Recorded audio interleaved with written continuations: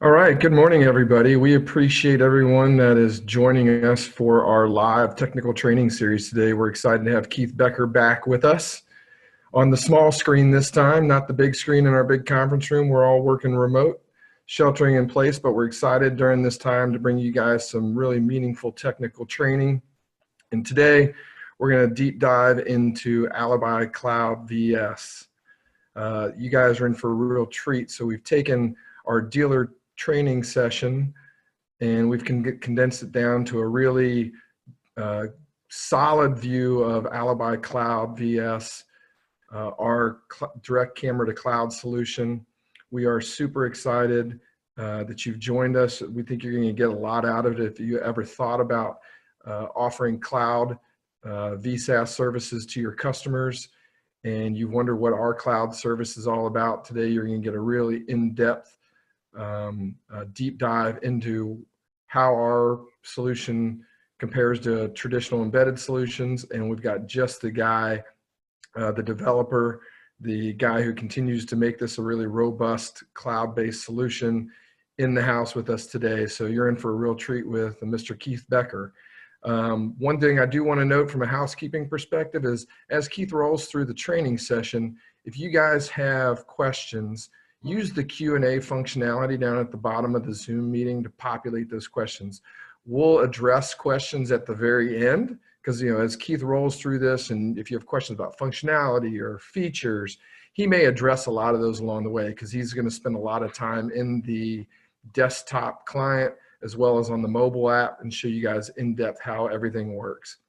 So any question, there's no such thing as a dumb question, populating that in Q&A. I'll come back at the end and help moderate the Q&A session.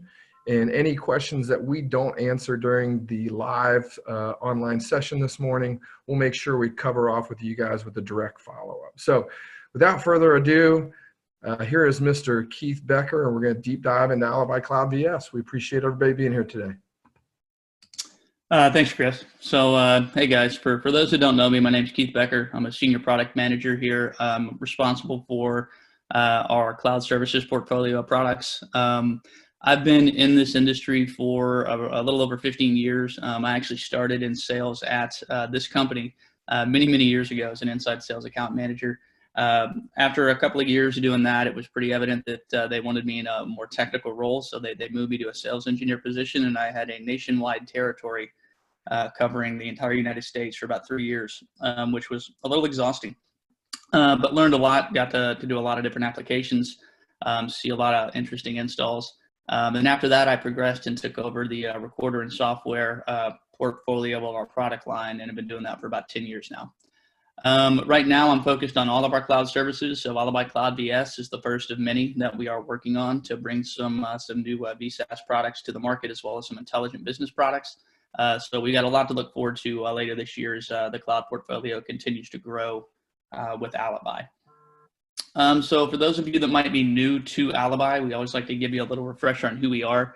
ALIBI Security is a value-added technology partner. So we specialize in video and audio surveillance as well as access control. And now we're expanding into cloud-based services to help you out in that regard to try to find some recurring revenue, but also to provide products that give you services and capabilities that we just haven't been able to offer in the past with traditional security equipment. A big portion of what we do here at ALIBI is business enablement. So we don't just like to move boxes off the shelf. We like to stand behind what we sell. So, you know, when you see a product with an ALIBI name on it, we are going to offer you direct sales support for those products. We give direct technical support. We typically have a 2-to-1 ratio for our tech support to sales. So we have 1 tech support agent for every 2 sales guys. We offer professional services, so we'll help you do pre-system design. We can do post-sales deployment configuration services, pre-configuration services before products leave. So there's a lot that we can do to kind of make your job easier. And then we've also got marketing services and lead generation capabilities that are built in. So if you haven't talked to one of your sales reps around our marketing services, please do. It's a very powerful service to help you kind of grow your business. And then today we're going to focus on our VSaaS and subscription management capabilities with the ALIBI Cloud VS. So we'll go ahead and we'll kind of jump right in, and we'll do this. So for those of you that have not seen the Cloud VS platform before, this is a camera to cloud video surveillance solution. And we call it camera to cloud to kind of give you the best example of what this means. There's a lot of different cloud deployments out in the security world now. And in that world, you know, you've got people that use kind of a buffer point or a bridge or whatever you want to call it there on site. So the cameras kind of go to a single box. It kind of acts as an NVR, and then it kind of filters things to the cloud. So that's one way to do it. We actually bypass that, and we stream every camera directly to the cloud. And the reason we like to do that, one, there's not a single point of failure to get video up to the cloud. So your system's a little more diversified and dispersed for each camera kind of acting independent. And two, it just creates kind of that secure end-to-end connection for each device. Our partner in this right now is Eagle Eye Networks. And if you don't know who Eagle Eye Networks is, they're one of the global leaders in cloud video surveillance. They've been around since 2012. Their motto was cloud first. So, you know, their design is to make sure that everything is kind of off-premise, centralized and controlled from an ultra-secure data center. So with that, you know, the benefit for being in that cloud and working with a partner like Eagle Eye is we can engineer, you know, some cutting edge systems that are going to scale. They're going to be very secure, and you know, we can deliver features hopefully quickly and in a nice way to keep the systems up to date. So how does it work? It's pretty simple. So we sell what we call cloud enabled cameras. So while every IP camera can stream and get on the internet, there has to be a specific tie to that camera to get it to work with the Cloud VS platform. And that tie essentially is what we like to call a plug and play protocol. So we build in a feature where once the camera is discovered and you connect it on a network, once it sees the internet, it's waiting. So it's got kind of a heartbeat pulse out there waiting for the mobile app or the desktop client to search out and find it. Once it finds that camera, you then basically say, I want to add it to my account. It then creates an encrypted session that only the camera and the Cloud Center can actually kind of link into. And it gets added and connected, and it's streaming and it's online. So it's kind of the same way that I like to think of when you buy an ALIBI NVR that has a built-in switch. You know, you plug it in, it auto addresses, it auto starts to record, it kind of puts it in a default state. The same thing happens here with cloud. Once you add the camera, it's online, it's recording. At that point, you're just kind of fine-tuning how you want it to function in terms of frame rate, bit rate control, resolution, detection zones, things of that nature. Once it's there, though, the big benefit here is we can access and we can manage an unlimited number of cameras with the system. So the system is based on a subscription model, so it's not based on a physical plug-in model. So you could have, you know, one camera, you could have 1,000 cameras on one account, and that could be at one location, it could be at 100 locations. It doesn't really matter to us. We see it all as one system, and that is one of the big benefits of moving to a centralized platform versus kind of putting a recorder at every single site. And because of that, you know, that's where we talk about the scalability. So when you send stuff to the data center, we're using clustered supercomputing at that point. So we can put how many cameras you want. We can do single or multi-site. Another big advantage is unlimited users with unlimited concurrent access. Because we're able to take advantage of the data center's you know, infrastructure, we're not bound to some of the common limits you're going to run into with, say, an on-premise recording solution. And we'll get more into details into that here a little bit later in the presentation. So we get asked a lot about security, right? It's an offsite recording solution, it's an offsite cloud, and security in the cyber world is something that is definitely being more heavily talked about. There's been a lot of data breaches. There's been you know, companies that do video in the cloud that have you know, had some incidents happen, you know, where people were hacking into the system and getting access to video. So to kind of help explain what we do with the data center is we store these in a tier 4 data center. And what tier 4 has is it has very strict, stringent requirements to get to that specification. One, we do end-to-end data encryption. So the moment the camera is connected, it is actually streaming at an encrypted rate. So it's encrypted in transmission to the data center. Once the video is there and it is stored, we actually encrypt the file. So you have encryption in transmission, and then you have encryption at rest. So it's kind of a two-point attack to try to make sure that the account and the information is not going to be vulnerable to people seeing it. We don't actually even have access to see the video. unless the customer gives us permission to, and they actually have to enable that through the mobile app to be able to give us access to the system. We offer built-in 3 times redundancy, so the video is stored 3 times. The servers all have 3-time redundancy, so in the event of a hardware failure, whether it be a system or a hard drive, there's a backup already in place and it automatically rolls in place. So you kind of get that, and that's something that you normally don't see in small camera count solutions. It's going to be, a smaller recorder. People are typically on a budget, so they're not buying things that are going to be very redundant in terms of having a failover box or a secondary hard drive in a RAID configuration. You get that as part of the subscription plan, so it's something that you can add to your portfolio to give the customers something that they normally wouldn't probably get when they're looking at, say, maybe a 4, 5, 6 camera solution. The ultra high availability of 99.995%. You're gonna have to be up. The motto is always online, always recording. So we work very hard with development to make sure that the infrastructure is in place. High availability for bandwidth to make sure the system is always online. Fault tolerant site infrastructure. So again, we have redundant power supplies, redundant cooling fans, independent cooling fans. The system is built basically in the same regards as what you might see for the banking industry, where they can't lose data. It has to be up. People have to access it. The other benefit for us doing this in a centralized way mainly comes down to updates as well, and we'll do a comparison to that. But we can do updates from the cloud down on a proactive basis. So when there is a security vulnerability found, we're not having to worry about going to each individual location because it's all centralized. That makes it a lot easier to keep it up to date, keep it secure.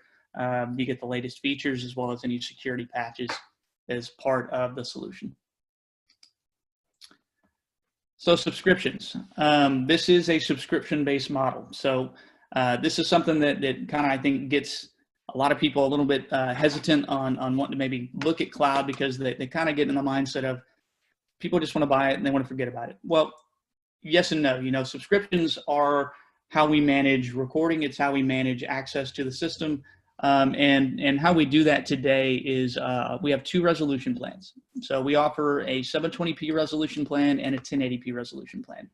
And we do stop at 1080p, and this is mainly due to kind of a balance on making sure that bandwidth infrastructure is not going to be too overwhelming because we are streaming all the time out of the install location. We will expand this as we find ways to make it more efficient. But right now, 1080p is our maximum, which if we look at 1080p, it's actually something that is very usable in most scenarios. Most people don't need to go beyond that, but there are cameras that go higher in resolution. The plans are based upon the resolution that you want as well as the retention time. So you can see here we offered 7 days, 14 days, 30 days, all the way up to a year. We do have plans that go beyond that. They're not very commonly asked for, but if you have a plan that needs longer, say 2 years for compliance, we absolutely can work that out and make sure it stays there. The one thing to recall about the subscriptions or note here is currently the subscriptions are global for each account. So for instance, if I have 3 locations, they all want to be on one cloud platform. The first store does 1080p at 14 days.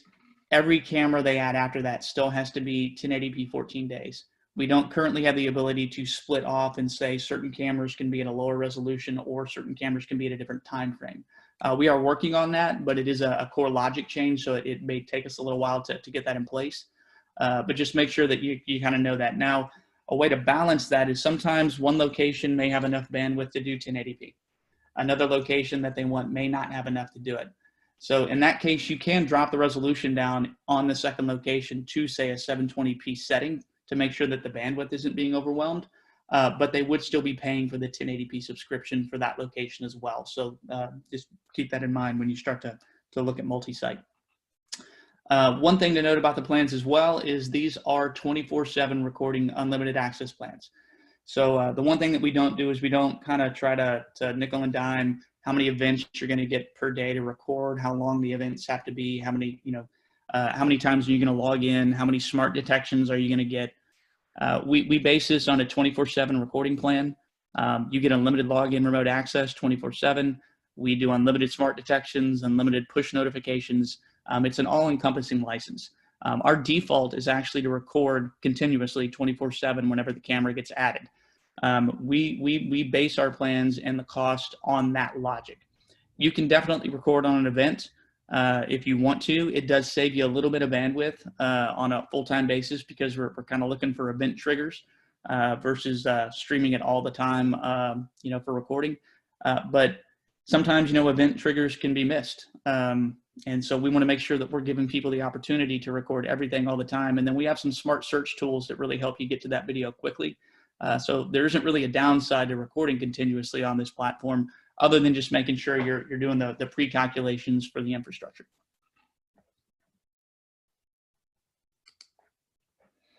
So how are accounts created? So basically, whenever you decide you want to be a Cloud VS dealer, we will set up a reseller account for you in our system. All of your customers get loaded under that one account, so it's easy for us to administer for you. And we actually create all the customer accounts on your behalf. So what would happen is you have a project, you would call up your salesman, you would place an order for the cameras that are supported for the platform, then you would place a subscription order. On that subscription order, we need a couple of things from you. We need the administrator information, so it's first name, last name, email address, time zone, and if you want to designate a default password for the system, designate one. If not, we will randomly have the system create one, and we send out a welcome email after we create the account to that admin user, letting them know the account is created, here's your password, and you're ready to start adding cameras and get rolling. For the subscription, we just need to know the resolution you want, like what are you going to use? What plan, what retention time, how many cameras, and then we roll that into that account creation.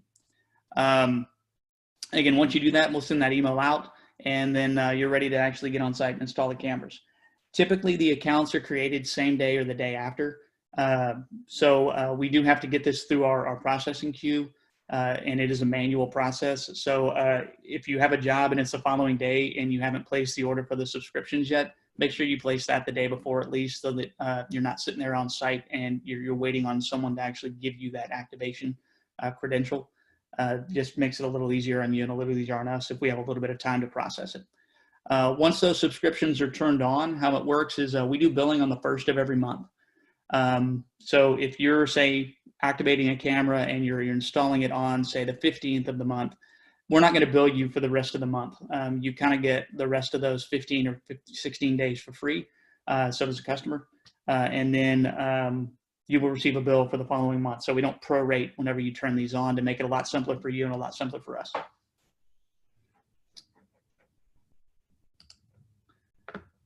So to talk about the user interfaces a little bit, just so you can get some top level features before we roll through the platforms here in a little bit.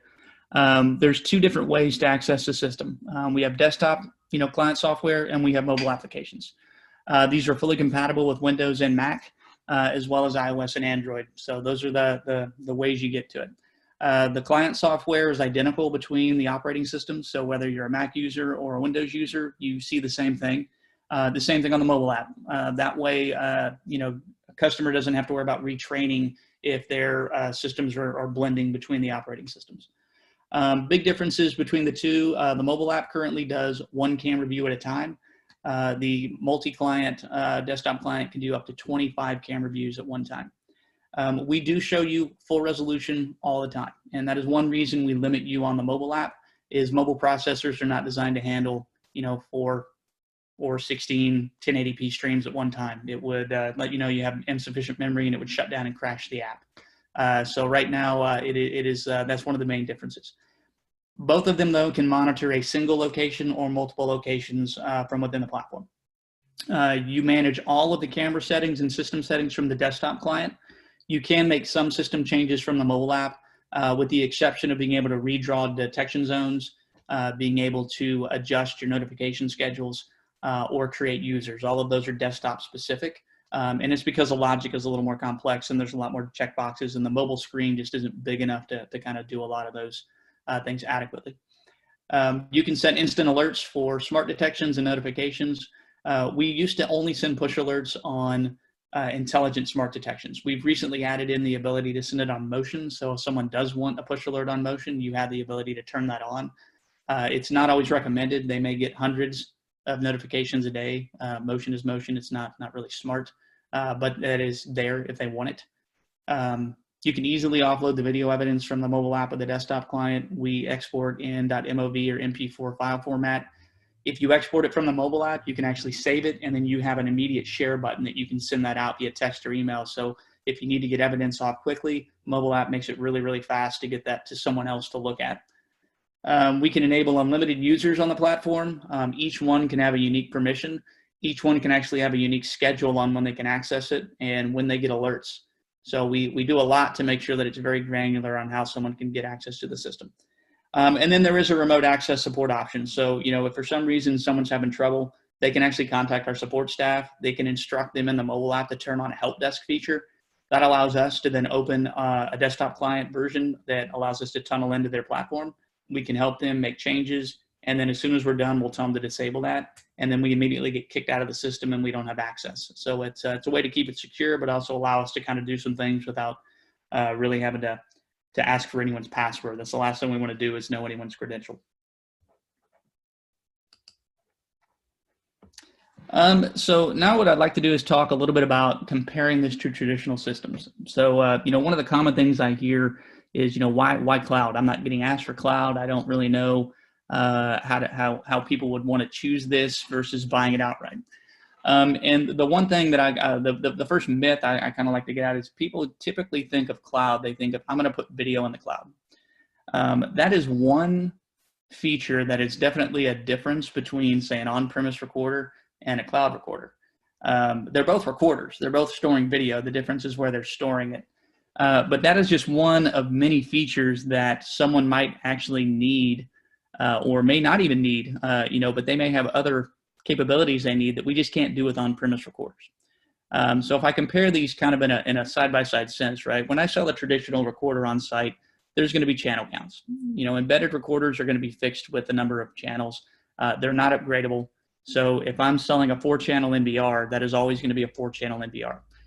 If they need more cameras, you have to replace that hardware, which can be painful because you have to pay for the upgrade, and then you also have to worry about evidence that you may want to get off the drive before you migrate. Because the cloud system is licensed, it's a subscription model, we don't have a channel limit. We can add that whenever someone needs it. So if they start with 4, they can expand to 6, to 8, to 10. All we do is add another subscription license and it starts to roll up. The other thing to think about is users. So most people don't know that there are user limits on recorders. Most of our embedded NVRs with ALIBI, they have a 32 total user limit. And that limit user is based upon processing load on being able to handle concurrent, logins. The first user is the super admin, then you create 31 users below that. You can still create granular users. So I can tell a person that they only have access locally at the machine. They only have access to, say, cameras 1 through 8, and they can only do live view and playback, and they can't make configuration changes. So there's a lot you can still do with the embedded NVR user control. You just have a limit on the number. We have unlimited user accounts with the Cloud VS. We base those accounts off of an email logic. So the username is always going to be a valid email address. And we can only use that email address once. That is our only kind of caveat to that, because that is how we reach in and know what system that email address is supposed to be able to see. Sub-users can be created underneath that. The big difference as well, though, is our sub-users in the ALIBI Cloud VS can be granted all permissions, including the ability to edit and create their own sub-users.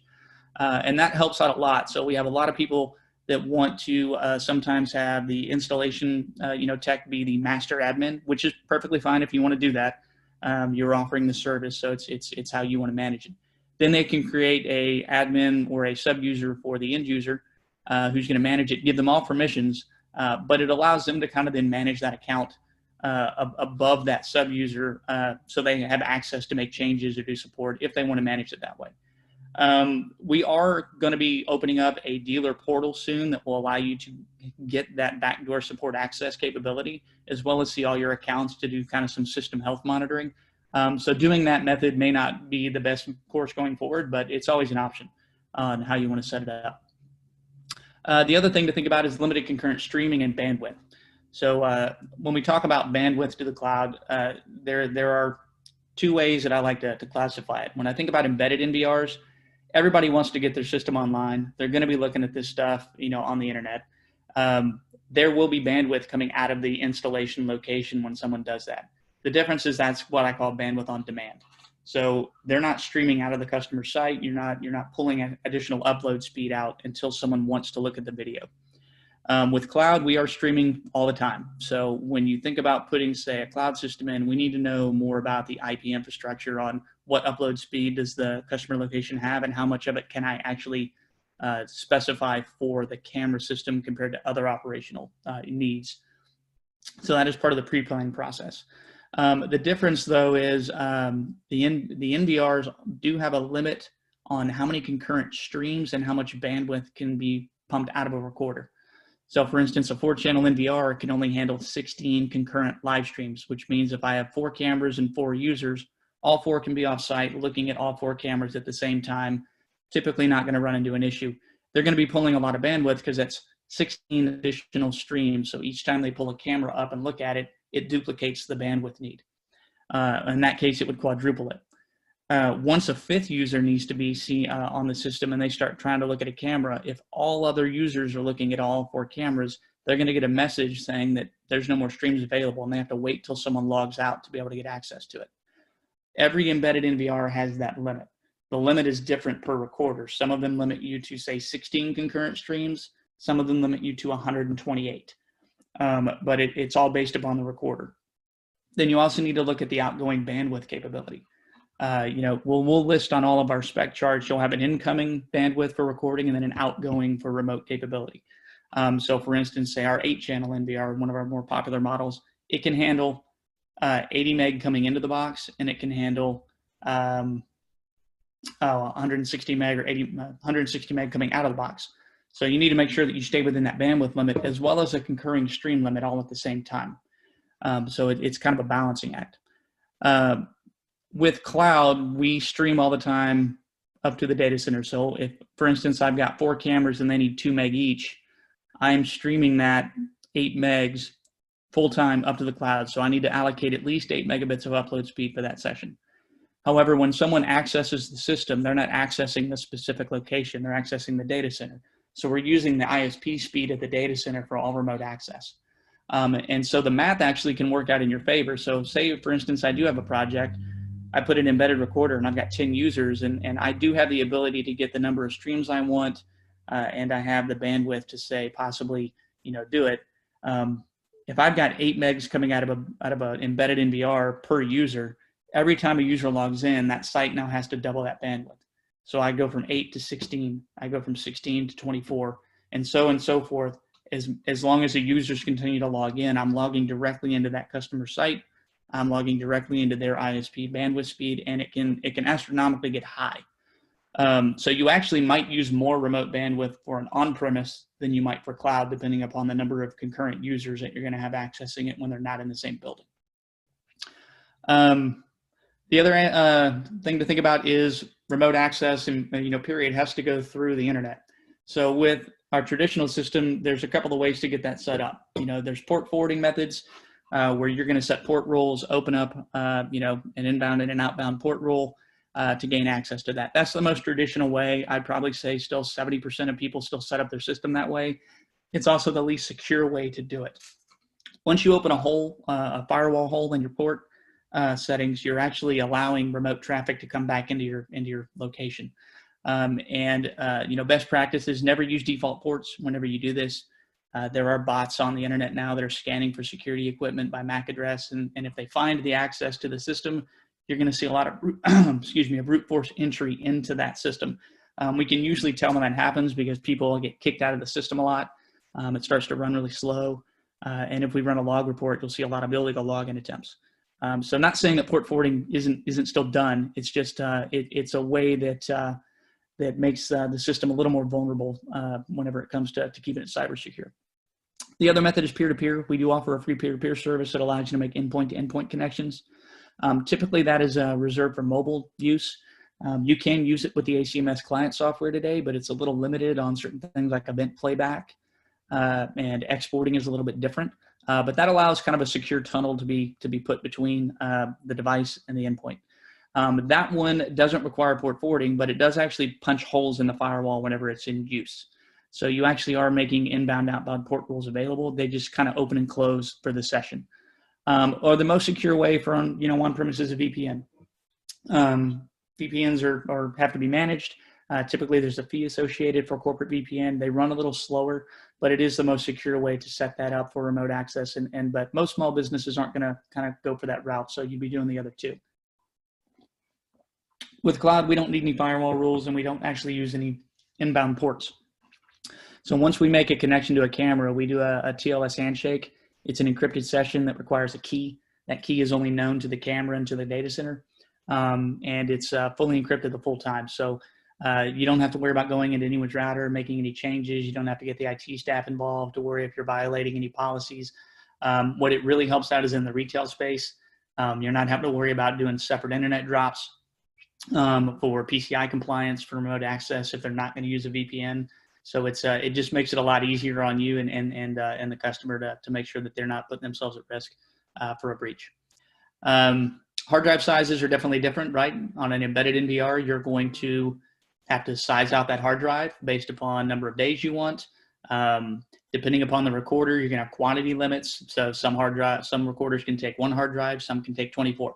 You got to do that as part of the pre-planning process to know, which recorder you may need. You may actually end up sizing up the channel count, not because you need the channels, but you may need it because, the 8 channel only holds 2 hard drive bays, but they need enough storage to where you may need 4 bays, and you may have to move them up to the next size. But and that then might increase the upfront cost. Cloud VS, we don't care how much storage it takes. So if I tell you you're going to be on 1080p, 30 days, you're going to get 30 days of storage. You don't have to do any calculations to know what that actually needs. We're going to put that on there, and it's just going to roll to the data center, and it's going to be able to be stored. Now, if 30 days doesn't meet their requirement, rather than having to resize a drive and go out and maybe put another drive in, you just tell us that you want to bump the subscription from 30 to 90, and we'll move the subscription up and start to roll another 60 days on top of the 30 you already have. We can go up and down within the subscription plan. It just has to be done on a month-by-month basis or an annual basis. Depends on how you want to do the licensing. User management is another big difference. So as we talked about the total user accounts here a minute ago, you can do management centrally through the ACMS with our embedded recorders. When I say management, though, that means that I have access to each individual recorder to make changes, as well as possibly add a user or delete a user. But it is still a 1-to-1 ratio. So where that really gets tricky is if I've got 50 stores rolled out and I have regional managers or people that I want to give access to, I have to create the user account for each recorder individually. Then I have to keep track of what person I gave access to what recorder, so I know how to manage that credential if they no longer need access to it. So it just becomes it can be very cumbersome depending upon how many users you actually have to grant and how often you're having to make changes to the user platform. We do centralized management with cloud. That's one of the big features of being in a cloud system is everything is centralized. So when I log in, I can create a user. I can see all my cameras, all my locations. I can then grant schedules. I can grant permissions, and it's checkbox logic. And if I need to make a change, I can log in. I can see that user, and it will tell me exactly from the platform what I've already given them access to. And it does it all in one spot. So it's just an easier window to kind of see what you're doing, making it a lot less of a headache on people that have to manage a lot of users, especially when they're dispersed across a large geographical area. The last thing to think about here between it is manual updates or cloud updates. So with the embedded systems or traditional on-premise, we do manual firmware updates. And they are going to have limited life cycles. And the reason they're limited is because the hardware is going to age out. So, hardware always ages out. Recorders are essentially computers. Most computers run anywhere from a 24 to a 36-month life cycle before most companies end up rolling through newer technology. And processors and capabilities are changing so rapidly, it's hard to know when the hardware will actually run its course. But typically, if we end of life a recorder, we'll do one last firmware update for that box to maintain it. And then it basically is kind of stuck at that state for the lifespan of the product. So, you may be doing a multi-year rollout and hopefully that box doesn't change.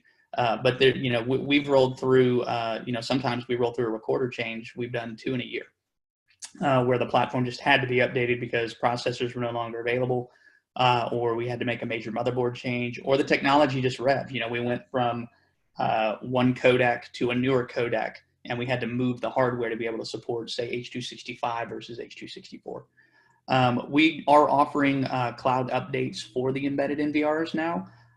It's a manual pull down that you have to request, so there isn't like a notification engine, and it's currently only supported on our NVRs on the 4.2 platform.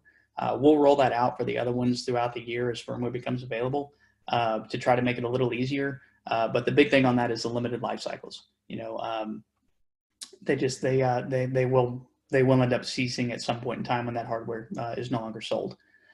With cloud, it's a centralized platform and it's automatically updated. So when you open the desktop client, we actually search for updates. And if there's an update to the client software, we will push it down to the end user's platform and it will update as it opens. So you're always up to date with this. Mobile apps update in the background as long as you allow them to. We highly recommend making sure that they have automatic updates on. The system works best when everything's up to date. But what that means is if there's a cybersecurity patch we need between the client and the server software, we'll push it down. We also do camera updates from the cloud. So we will notify you when you open the app if we've pushed a camera update. And you can choose to update that then and there. You can do it at a later date. But you don't actually have to go find anything to make sure that the VS system is online and up to date. We'll proactively push everything. And that, again, is something I can only do when it is a centralized system. So when we talk about, you know, trigger points for does someone really want cloud or do they need cloud, storing it is really just one aspect of why someone would want to look at the cloud VS system. It's a main point, right? We want to put the video offsite in a secure place. But the bigger thing is, how do you manage the system? How do you get access to the system? How do I make sure I'm cyber secure? And the job may dictate that they may ask for everything that they have on this list and never talk about centralized storage. And you can offer them a solution. It's just going to come in this. Now, why is there a subscription to that? Well, because we do have to pay for data center storage, for servers, for, you know, server hardware maintenance. So all of this is still maintained the same way this is. It's just done by us, not by, you know, you or the customer at their location. So one thing we have is we actually created a quick reference chart. We have a resource online, which is in a PDF form that will actually show you these comparisons. This is a good tool for you to have to give to your sales guys. You can even use this for customer facing reasons to let them know kind of the differences between the two. So if someone's on the fence between wanting to possibly, you know, have a recurring fee versus just buying it up, you know, outright up front, there's no fault in either solution, right? I would like to tell you cloud's great for every solution. Sometimes it's not. They may not have enough bandwidth to be able to push the number of cameras they want. You know, if you're walking into a warehouse facility and they want 45 cameras, I'm not going to realistically believe that they're going to have enough ISP upload speed to do that. They might, you know, bandwidth is definitely higher than it used to be, but you would be using a lot of upload bandwidth and it may be more than they want to allocate to the system. But if, you know, or they could be in a rural area where all they have is DSL. And, you know, DSL is not going to give you enough bandwidth to put cameras in the cloud. So there are definitely reasons why, you know, cloud doesn't make sense compared to embedded. And on that, I mentioned the licensing on an annual basis. So if I take a step back on that, we bill this monthly, we bill this annually. So if, you know, you're not wanting to manage a month by month, you know, transaction, we do offer a discount for selling it on an annual basis. And then it's just a one-time 1-year fee. That typically comes out to be a little less or right at about the same price as maybe putting a recorder on site up front. But it also allows them to stay current, you know, the following year when they re-up. They're always going to get the latest updates, and they're not having to worry about doing a lot of maintenance on the hardware.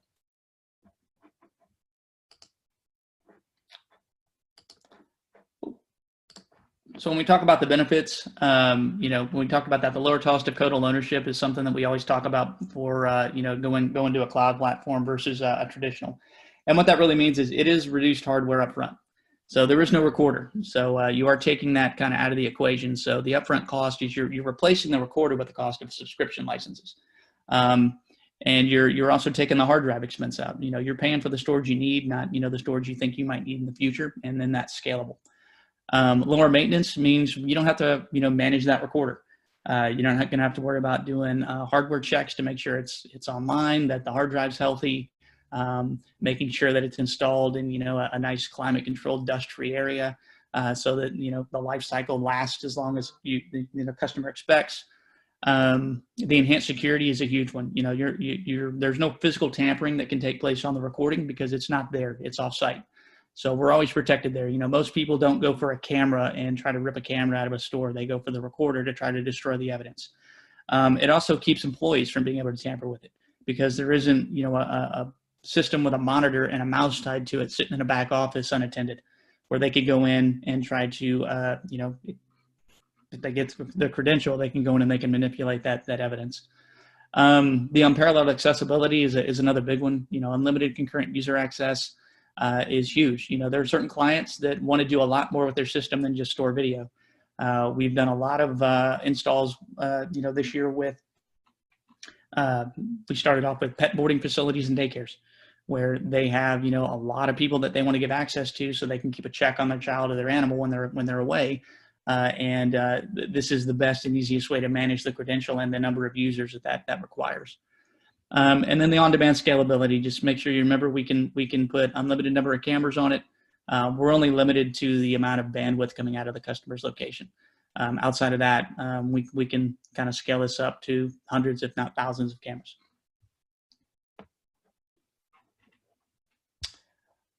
So outside of that, we'll do some Q&A here at the end, but what I'd like to get into is our applications.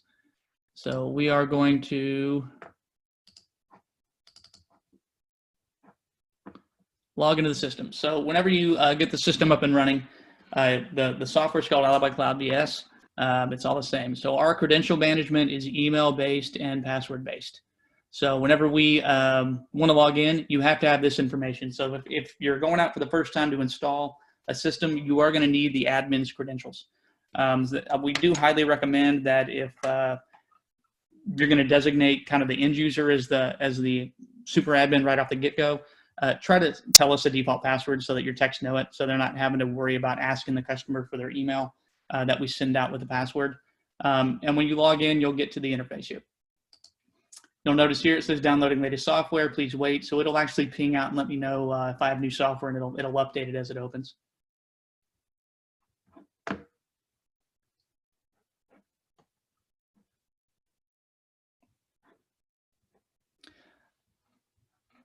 So once it opens, we'll take you to a couple of pages. I have mine defaulted to go to the live view, but the main page that you typically see is going to be the dashboard.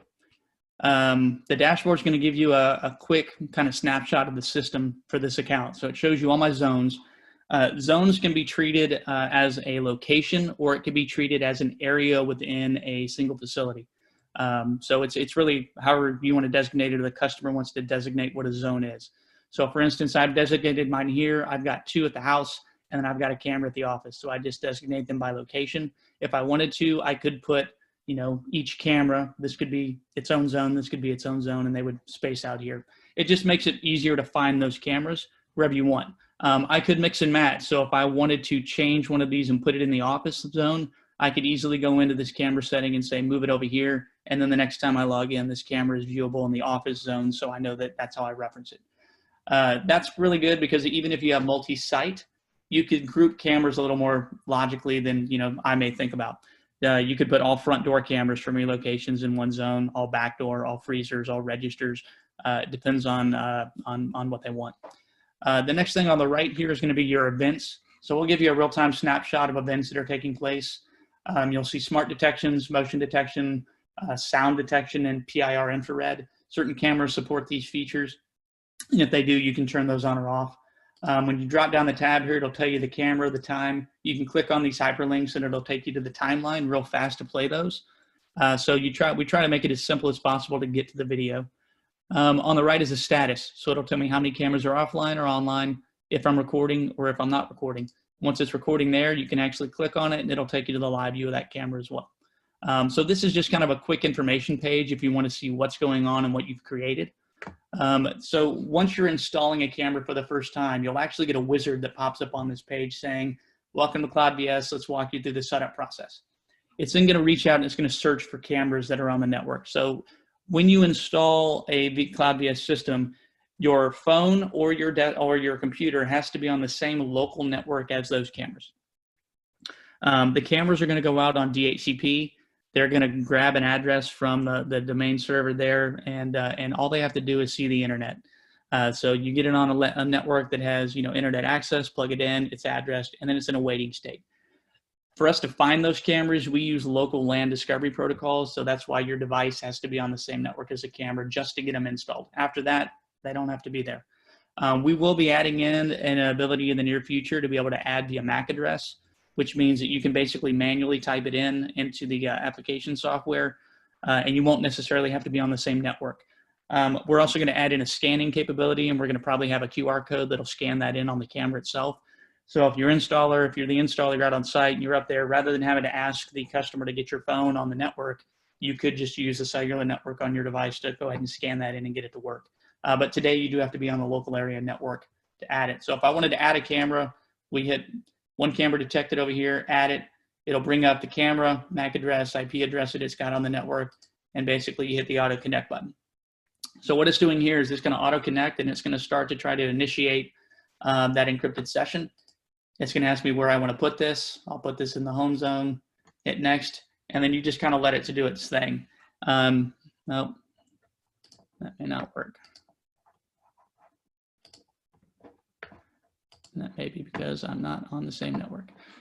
Typically when that adds, you're going to be able to get that added in. You'll set the zone. It can take anywhere from 30 seconds to say 2 minutes. It depends on how long it takes to initiate that session. The one thing to think about on the cameras is they're going to come out, and they're going to come out just like all of our other ALIBI cameras are. So they will not have a default password. You want to make sure that you are not addressing the cameras and activating the cameras to a password before you try to connect them, and that's probably what I did here. So once we want the cloud to actually turn the password on, that's how it knows to make that handshake really well. So once the camera is added, we go to the live view. You'll see my zones here, and you essentially can change how you want to see this. So I've got a single camera view. This is at our office, shining off my desk here. You can go from a single view to a 4 view to a 16 or a 24 camera view, and it's going to show you all these cameras live. There's a live view status bar that you can have set on that will show you the bandwidth, show you the frame rate you're getting, show you the stream type if you want. And the stream type is between what we call a local LAN link or a cloud link. So if I am on the same local area network, to try to make the live view faster, we do pull an additional stream directly off the camera on the local area network to the client. It's only in the desktop client, not the mobile app. But that way we're not actually having to reach to the cloud out of the building to come back into the building to see the live view. So if I turn that on here, you'll actually see a difference pop up between these two, where it will say direct via LAN and cloud stream. You can use your scroll wheel, or you can pull up a camera full screen by double clicking, and you'll see kind of zoom icons if you want to do a digital zoom in and out to move around. But it's pretty simple. That's really your live view screen. So you get all the information you want right there. You can take it full screen down here. Drag and drop logic. So if you want to see a different camera, drag it over, and it will replace that stream with the one that you dragged up.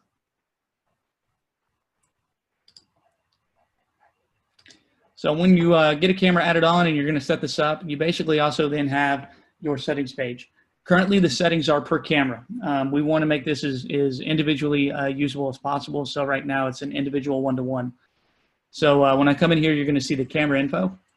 Here's where you name your camera. You've already named it when you added it, but if you want to change it, you can always change it. You'll see some camera modes. That's tuned between armed, silent, disarmed, or scheduled. Whenever you're on these modes, these have predefined definitions of what the system's going to do.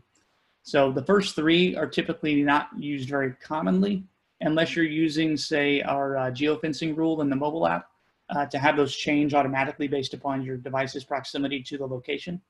But what these are, they're just kind of pre-canned schedules. So if I set this to armed, that means my camera's always on and it's always going to notify me 24 hours a day. The notifications are going to come in two forms. It's going to come in a push alert and an email. When I move to silent, it means that I'm going to record, but I don't want to be notified at all. And that's an easy way to keep it on whenever you say return to your home. If you don't want to be notified and you have a camera looking inside, it's going to be kind of not very pleasant if you're getting alerts every time you walk through your living room. Disarmed will turn it all off. So recording on, recording off, notifications off, and then scheduled. We default to scheduled. and I'll show you the schedule here in a minute and tell you why. Here's where I can change my zones, and then we'll tell you information about the camera. If new camera firmware is available, there will be a notice down here on the screen that says new firmware is available. Would you like to update it?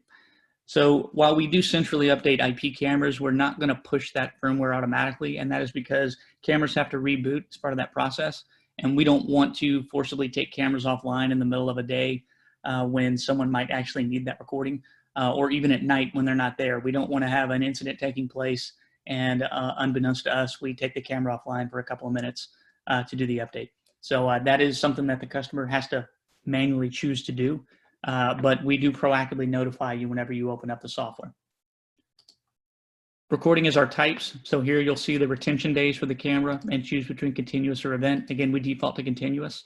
We like continuous. It allows us to record everything. And camera detections. So currently this camera does support video motion, and then we have smart detections. So the smart detections are post-trigger AI-based algorithms. So we can choose to have these on or off, and then we get to choose between object or person. So object will basically try to detect for a logical moving object. We don't care what the object is. It could be a car, a person, an animal, a shopping cart, whatever it is. But it's going to look for something that is actually an object versus, say, a shadow moving across the sky, a cloud, trees blowing in the wind, things of that nature, to try to help filter out alerts. And this is our primary method for the push alerts. We don't want to send alerts on something that is not valid. You can choose again to do motion for alerts, but this is going to be a lot more accurate. Person detection looks for only the detection of a person in the scene. So that one's a little more complex. Person detection does work decently well, but the camera does actually have to be kind of up and installed in an environment where the person isn't going to be directly on top of the camera. We have to be able to look at the gait of a person, them walking, how fast they're going. So when a motion trigger happens, that's when the AI engine kicks in and starts to look at the event to determine if it is a valid object or a valid person.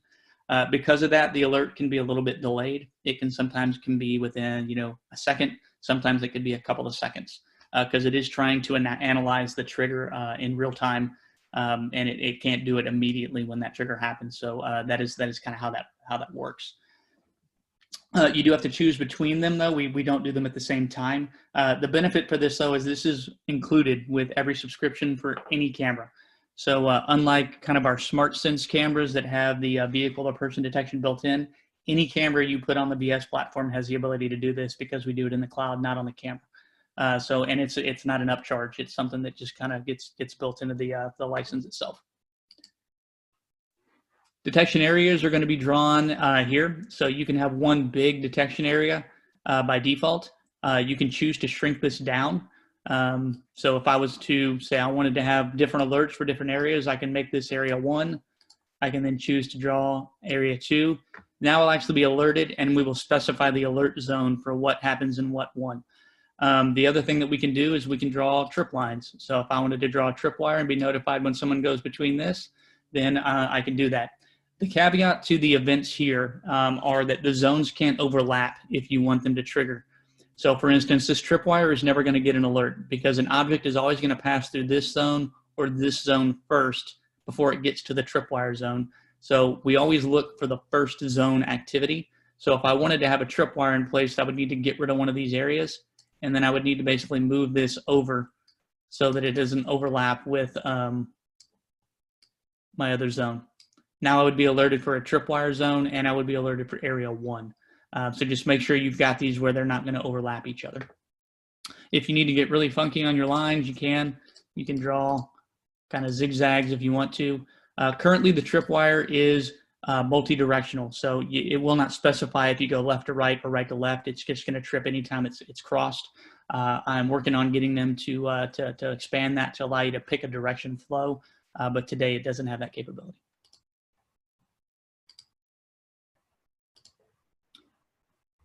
So our schedule and notification settings. So recordings are always 24/7. You can adjust that if you don't want it to record at certain times of the day.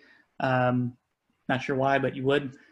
Push notifications are set here, and email notifications are set here. So we always send push notifications 24 hours a day, which is again why that armed or that scheduled silent mode is good to use sometimes. But if I only wanted to have alerts during certain times, so if I'm in regular business hours from 8 to say, later that night, I can come in here and I can shrink this off. Now I'm only going to receive notifications when I'm not there. That way I know that something happened and I'm going to be able to get it. Now, if you want alerts during the day, you can absolutely do alerts during the day, because this camera may be looking in an area where no one is supposed to be. So I want to be alerted throughout the workday as well. Email notifications can be on or off. You will get an email notification with the camera name, the time it happened. If it's a smart detect notification, you typically should be able to get a snapshot in the email as well. Sometimes it doesn't always send the snapshot, but most of the time people are going to pick one or the other. Most people don't really want both. Push notifications are a lot more useful on the mobile device, because as you click the notification, it'll take you into the timeline and actually show you the event in real time. So you can get to that video very quickly. Email notifications just send you the alert. So then you actually have to go in the system and find that video clip as to where this is more of a point and click logic. Networks tab is going to give you some information here for IP address information for the WAN. Port information isn't really relevant. We don't really use the ports. And then if it is a Wi-Fi based camera, we do sell a couple of cameras that are for Wi-Fi connections. You can actually add that camera to the Wi-Fi network from this menu. It'll show you that it's connected here. It's really simple to easy to maintain. The other thing that this is good for is camera level settings. So when we talked about the cloud activating the password, we don't tell you what that password is because we don't really want anyone going to the web page of a camera unless they absolutely need to. There's specific settings in there that are turned on in a certain way that we don't want changed, or it could break the connection to the cloud. But sometimes you might have to. Right now we're working on integrating the lens controls into the client software for the motorized varifocal models we support. Today, you actually have to do that from the web page. So to get there, there's a backdoor menu that we built in on this. So if you go to the Networks tab, hold the mouse over the word camera, hold down the Shift button and double click. You're going to see an expanded hidden menu pop open. We actually have a document online that walks you through this process so that you or the installer, whoever's there, can be able to get here. And it will tell you the local LAN IP address of this camera, and then the password and the credential. That way you can log into that camera, you can move the lens in and out, and then you can close that out and be done. The other thing this is good for is camera specific settings that we can't control.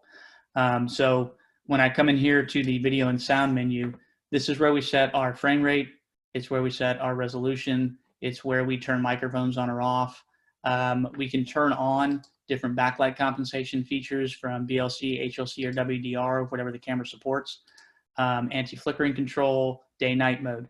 The only thing that we don't do, though, is we don't control the levels of which these are turned on. So I can turn the microphone on, but if the microphone isn't loud enough, you're going to have to go to the camera itself in the web page to turn the mic volume up. Same thing for BLC or WDR. I can turn it on, but it's going to use the default setting. So if the WDR is not sensitive enough, you would have to go to the camera's web page to turn that up.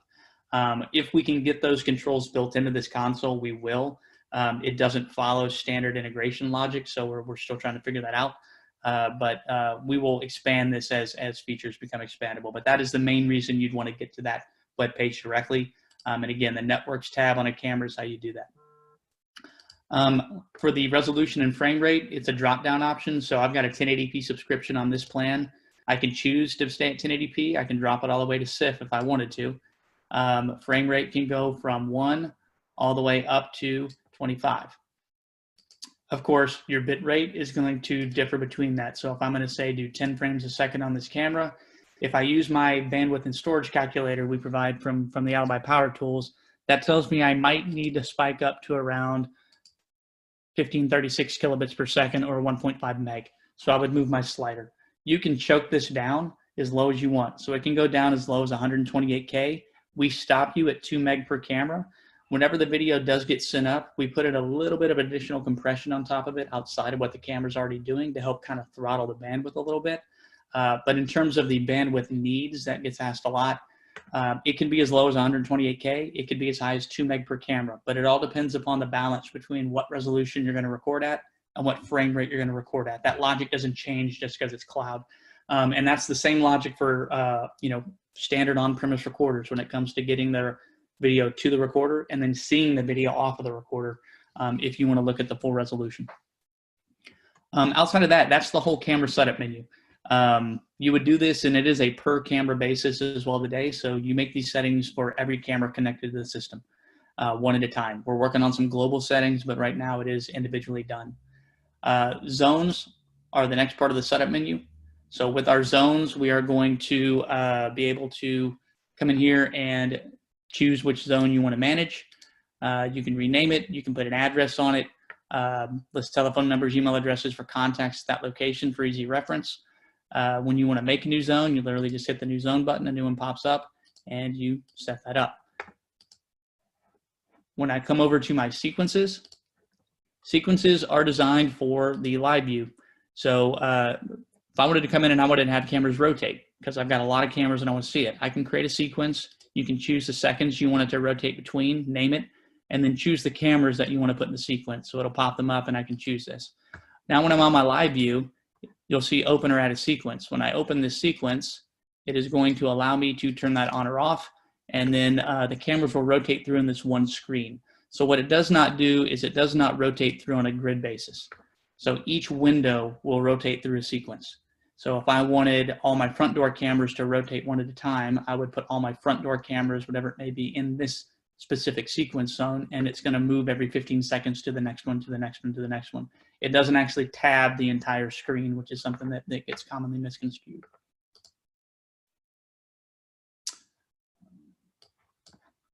Users. So this is kind of one of the biggest advantages of the platform is credential management. So when you come in here and you want to create a user, we create the user based upon first name, last name, email address. So if I wanted to add a new user here, I would put that information in.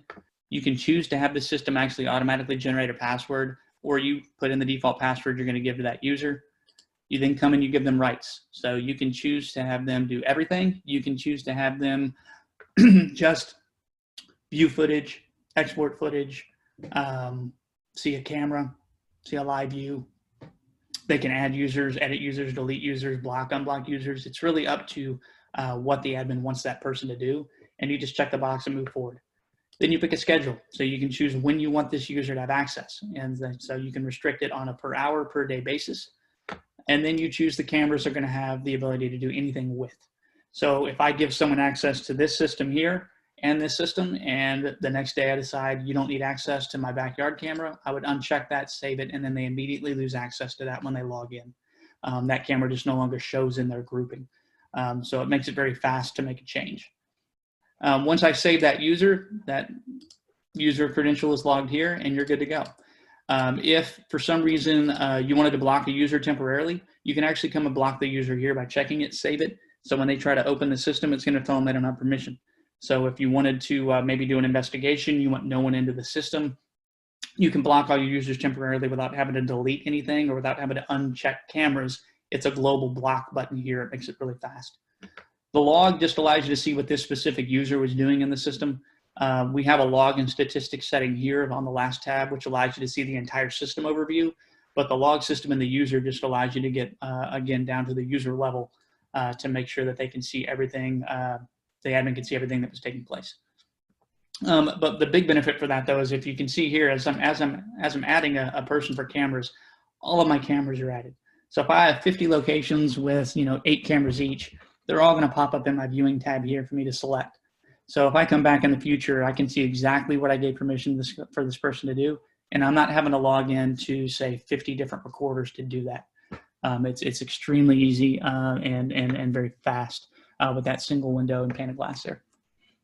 The last option in the desktop client is going to be our footage option. So in the footage, you'll see your cameras here. We do search kind of on a one camera basis. Once they load in here, you're going to see the days. This is a 7-day plan, so you'll see a rolling 7 days. Tomorrow, this would show Friday to Friday, and then Saturday to Saturday. And you'll see a number based here. That number is all of the events that have taken place throughout that day. So if I click on one of these, it's going to show me my timeline, and it's going to see red indicates I've got recording. The markers are going to indicate that an event took place. By default, we only show you the smart events in the desktop client. If you wanted to see motion events, you can click on filter. I can choose motion, and you'll see all the other event tabs pop up. So, but for this, we'll keep it on standard detection. And you can notice it's here. So whenever you want to search, you can drag this over to pick the new start time, and it'll start. You can choose to look in 5 minute, 1 hour, half day, day increments. You can use this to shrink or expand the timeline. If you see something you want to take a snapshot, directly take a snapshot here. If you want to lock a file, we can lock 15-minute intervals of video so it doesn't get overwritten. It locks that for an additional 2 weeks. So even if I only have a week subscription plan, I can keep that video clip locked beyond my subscription. The other thing that you can do to get to the video really quickly is when you come into filter, you're going to see a smart lookup feature mode here. So if I turn this on, you're going to see a grid show up, and then I can choose to draw in my grid where I want to look. So if I was only concerned with motion,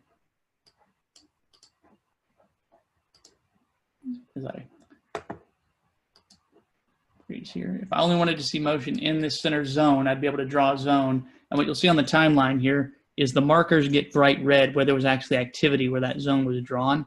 So you can get to those video clips even faster without having to worry about something taking place. If you didn't want to do the smart lookup, the other thing that we could look here is you can detect by object type. So if you've got object and area and then you had a trip line drawn, you can specify between those and you'll see them kind of pick up or drop off if you've got multi-detection types drawn. Whenever the system is ready for export, pick the export button. You'll see the timeline.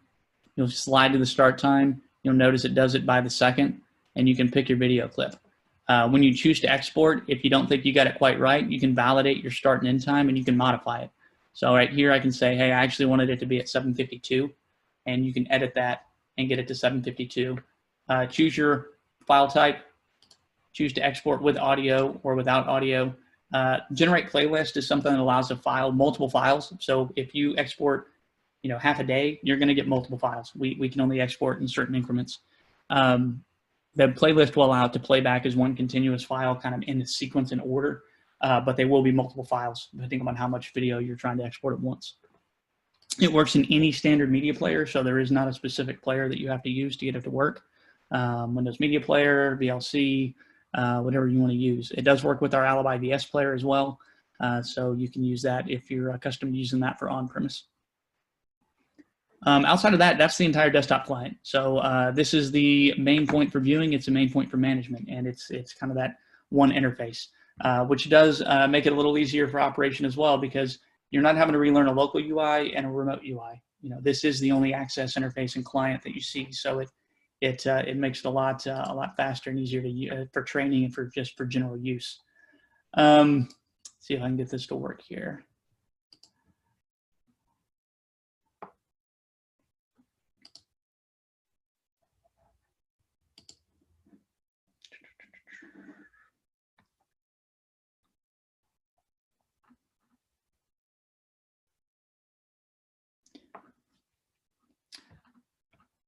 So when we look at the mobile app, the other way that you get into this is via mobile app. So it's ALIBI Cloud VS. It's in the stores, iOS and Android stores. When you log in, you're going to get kind of the welcome page, and this is what you see. So if you have not logged in before, it will ask you for your credential. We do have a feature in here that will support Face ID or Touch ID, depending on what your mobile device supports. So that way, when someone does try to open the app, it'll ask you for that. We do store the credential whenever you first log in. So if you don't have that turned on, if anyone just happens to be able to pick up your phone and get access to it, they'll be able to log in and see it. So we have that as a secondary security feature to make sure no one can come in and just kind of look at that. But in the app, you'll see all of my zones here. I'll be able to basically then come in and look. I can choose to do live view on this. You'll see a Wi-Fi indicator if that camera's added via Wi-Fi. If you hit the button down on the bottom right, it will take it full screen. It is going to look a little funky. You can hear audio on that as well. Let's get it off of that. So whenever you come into these, you'll also see a little tab on the bottom in the middle. So in the middle, you'll see a timeline. This shows all the events that took place on this camera throughout the day. So you can easily scroll through these. You click on that, it'll actually take you to the event right there on the timeline. Hit the play button and we can see the event that took place. If you think that's valid, you can click to the right of it and you can download that clip. Once it's downloaded, you can actually then share it. show it in the activity feed. It's really, really fast to go in and out of. The summary feature down here is another cool feature as well. If you have enough smart events, we'll create kind of a time-lapse summary of all the events in one file that you can download for 24 hours. So it just gives you a really nice kind of video synopsis feature in the mobile app. Down here on the right is your configuration. So here I can actually make my changes. So I can come in here and I can choose to turn the camera on or off. I can choose the camera detection type. I can choose the smart detection type.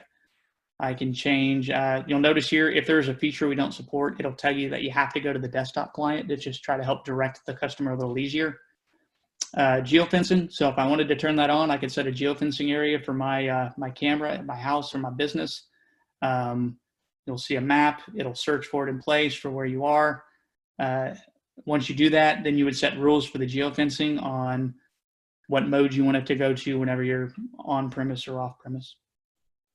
Recording modes, continuous or events. Again, you can change the resolution. I can change my frames per second. So essentially every setting I did in the desktop client, I can do here with the exception of the detection zone setup and the credential management. I have to do all of that in the desktop client. You can even update cameras. So whenever you open the mobile app, we'll actually give you a proactive notification pop-up that says this camera or these cameras have firmware available. Do you want to update them? So it's actually a little more in your face than the desktop client to make sure that the customer or you know that, hey, the system needs to be updated, and you can schedule that appropriately at the appropriate time. If for some reason I want to get this camera off my system, hit the remove camera, it will ask you for the admin password for the account to delete that. If you, for some reason, wanted to remove it off the system and maybe start over. Adding a camera, very simple again. Add a camera. What do you want to do? I'm going to add a cloud camera. It will tell you instructions on what you need to do before you get it set up. Hit continue, and it's going to reach out and it's going to search for a camera. If it finds one, which it does, you click that, and then it would allow you to add it the same way you would in the desktop client. So mobile apps actually seem to be a little more intuitive on the adding process. So a lot of people use this as their main adding point compared to using the desktop client. But for full configuration, the desktop client actually obviously does more on credential management. So it is kind of the main console for setup.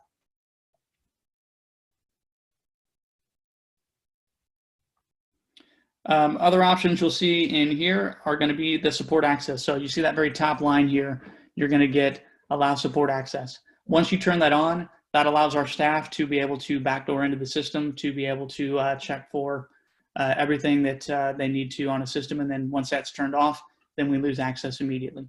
You can turn push notifications on or off completely here. So this doesn't adjust your schedule, but it does allow you to turn them completely off on your phone if you don't want to receive notifications. That's an easy way if someone's just getting too many and they don't have access to get in there to the desktop client right away. You can come in here, slide that off, and then you can configure it later.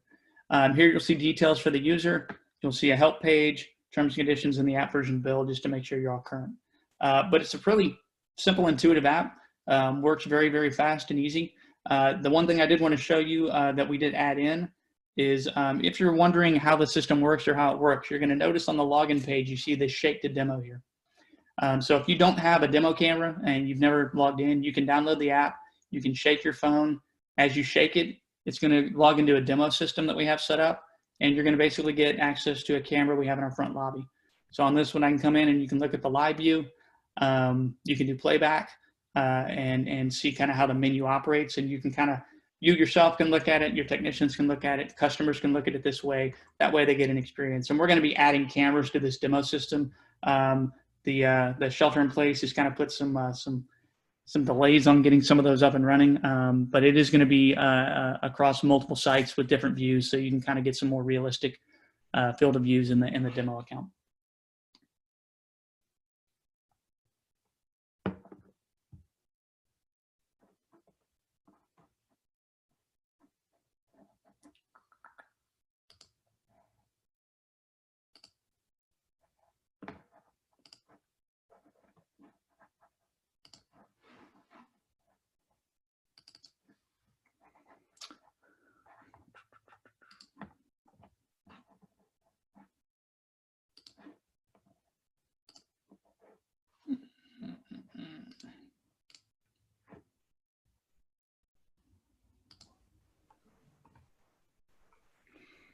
All right, so that's basically the majority of the system. So, I mean, we can roll into some Q&As here if you'd like to. So if you have questions, please type them in the Q&A session here, and I'd be happy to try to answer them. Yeah, Keith, hey Keith, this is Chris. I'm Yeah. back online. So Hey, the only question we have right now, because I think you did such a bang-up job of describing the solution, is one of the attendees asked, I take it all I need is a switch and cloud-enabled cameras to make this work. Correct. So whenever we talk about the solution getting up and running, you still have to have cameras online on the network. So instead of selling, say, an NVR that has a built-in switch, you just need a PoE switch. Or if they're going to be based on Wi-Fi, you would need a 12-volt power supply to power that camera, and then you need to plug it into a network. That's kind of our only requirement, is camera powered online and it's able to see the internet. In terms of the cameras that we support, there's I think 21 cameras now in our line that we have added cloud code to.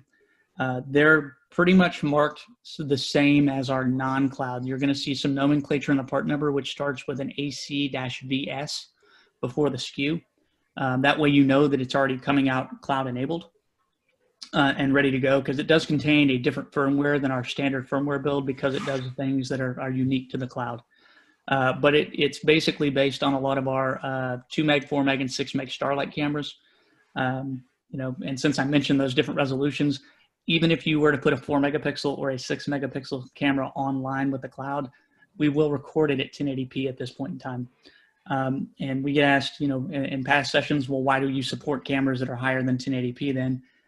There are certain feature sets that those cameras may have that the 1080p doesn't. So for instance, the 6 megapixel Starlight has an extremely low light sensor. So it's actually the most low light sensor we have. So we have people that want to take advantage of it, maybe staying in color more in day-night mode, or working in extreme low light scenarios with less noise. The 6 meg may be a better fit from the video perspective, but the recording is still going to be at a 1080p resolution. Yeah, and Keith, one thing I'll point out is if people want to see the assortment of cameras that you mentioned are cloud-enabled cameras, go out to alibisecurity.com, and the main nav under Alibi Cloud, choose cloud-enabled cameras. You'll go to a landing page and click View Cameras, and it'll present the whole category of cameras that are cloud-enabled, either through PoE or wireless, that are available for our dealer partners to use. So we've got a good array of assortment and selection for from dome to wedge to bullet. So there's tons of selection to choose from too.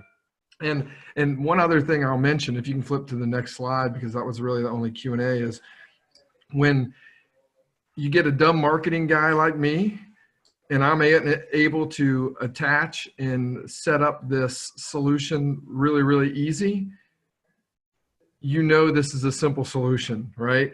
There's a video that I produced showing you guys exactly how to attach cloud-enabled cameras onto a network. It's available on our YouTube channel, and we've done tons of webinars with Keith about a cloud, talking about different applications, different scenarios that cloud really makes a great solution for your customers. Go out to our YouTube channel. There's an entire playlist around Alibi Cloud VS that you guys need to check out.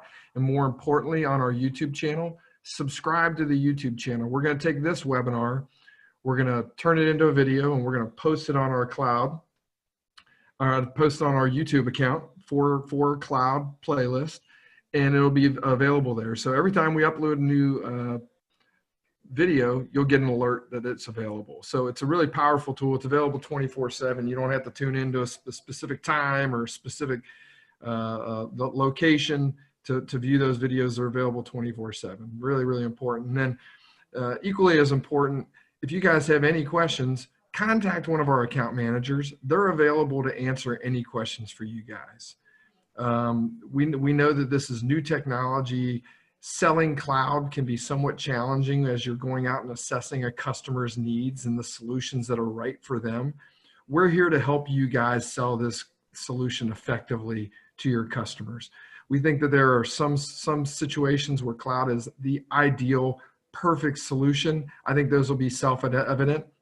And like Keith said earlier in the webinar, there are some times where cloud's just not going to be the right fit based on just customer constraints or bandwidth limitations, or what they're trying to accomplish is just not a right fit. We can help you guys sort through that and make sure you guys understand the right time, the right place to recommend cloud. It's a super powerful, super simple tool that we think your customers will love whenever you get it into the right situations. Absolutely. Beyond that, Keith, you got anything else to add? Yeah, a couple of things that I just was going to add at the end here. You know, some questions that I had asked this week that I just wanted to throw out there is, we haven't asked is, what about cameras that are already installed? Can I convert them to cloud cameras? The answer in the at least immediate time right now is not yet. We are going to release the cloud firmware to allow people to do that. So if someone does have a traditional system and they're looking at maybe expanding their capabilities to be, with off-site storage, or they want to take advantage of just the architecture of not having a recorder to manage, we'll allow those cameras to be updated as long as they're within the product set that takes the firmware. We will let that happen, and then you just add subscriptions at that point, and you're able to take the recorder kind of out of the process. Secondly, kind of some roadmap things that are coming up in the near future, just so people will know. We are currently working on adding, as I said, PTZ controls, so we can move the motorized zoom lenses for the varifocals. That is being worked on this quarter, so it will be done by the end of Q2. The other big feature we've been working on is, we can ask a lot, what happens if the internet goes out? And there's lots of different answers to that, because when the internet goes out, lots of things quit working, not just our system. An entire business's infrastructure probably stops working. But we recognize that, so we've been diligently trying to work on a backup feature that will allow the cameras that support micro SD cards to do a backup storage to the SD card when the network is severed. We will then reconnect to the cloud when it's available. We'll dump those files to the cloud on a full-time basis there for single location, single database management. We're hoping to get that done by the end of this quarter as well. And that'll just be kind of a feature that gets pushed out to support in the camera firmware, as well as the server software running in the cloud. So those are some things to look forward to. And then, and as always, we'll be expanding our camera portfolio as we can to give as many options as possible to get people kind of interested and excited to have this as a valid portion of their product line. That's awesome. Well, Keith, as always, buddy, we appreciate the time. Hopefully all the attendees found this was valuable. I think it's really powerful, especially in the past, we haven't been able to spend as much time inside the client or inside the mobile app. I find that's always just powerful reiteration of how simple and powerful the solution is. So we appreciate you spending the time to take today to spend with our dealer partners and help them understand Cloud VS. If there's any additional questions, reach out to us, go to the YouTube channel, and we will look forward to seeing you guys next time on our tech training series. Look for more of these sessions coming up in the near future. I will make one quick shout out about next Tuesday's webinar session. We've got a session on thermal body temperature detection solutions. It's a new hot solution that's popped up because of the coronavirus. There are going to be a lot of facilities, buildings, business owners that are looking to implement solutions that ensure the safety of their employees and their customers, especially in high traffic areas like commercial enterprises, restaurants, family entertainment businesses, where they don't want to take the risk of introducing the coronavirus in, and they want to scan people as they're entering those facilities. Norman Ragland will be online with us, helping you guys understand the solutions that we're bringing to market to help business owners as we reopen the country. So tune in for that. You can find all this on our continuing education page, which is down at the bottom of the footer in our website. And make sure you're signed up for emails. We'll continue to blast and let you guys know when these sessions are occurring in our email blast as well. So we got a lot of good stuff coming up, and we hope to see you guys online really, really soon. Thanks again for attending today, and thanks again, Keith. Appreciate you, brother. No problem. Thanks, guys. All right.